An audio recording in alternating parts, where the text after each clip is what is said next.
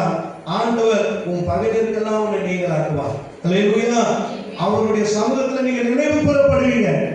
அவர் நினைக்கிற காரியத்தை நீங்க செய்யறதுனாலதான் நீங்க ஜெபிப்பதற்கு அடையாளம்.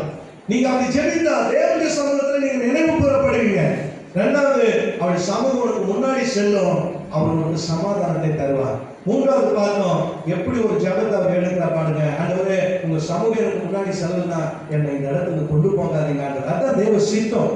ஒரு காரியத்தை நம்ம வாங்கணும்னா கூட, ஆண்டவரே இது எனக்கு ஆசீர்வாதமா இருக்கும்னா, ஆண்டவரே இதை எனக்கு வாய்ப்பு பண்ணுங்க. ஆண்டவரே இதனால எனக்கு கஷ்டமோ மனமொழி உண்டாகுன்னா இதை நீங்க தடுக்க கூட ஆண்டவரே. இதுதான் தேவ சித்தத்தின்படி ஜெபிப்பது. தேவ சித்தத்தின்படி நம்ம எதை கேட்டாலும் ஆண்டவர் செய்வேன்னு ஆண்டவர் வாக்கு கொடுக்கிறார்.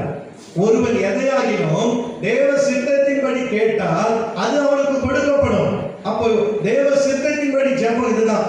ஆண்டவரே இந்த இடத்துக்கு கூப்பிடுறாங்க, நான் போகணுமா வேணாமா, உங்க சமூகம் எனக்கு முன்னாடி செல்லும்னா நீங்க என்ன அனுப்புங்க ஆண்டவரே. இல்லைன்னா எப்படியாவது நீங்க என்னை தடுத்து நிறுத்தும். நீங்க உண்மையா ஜெபம் பண்ணா இந்த ஜெபத்தின்படி ஆண்டவர் காரியத்தை வாய்க்க பண்ணுவார்.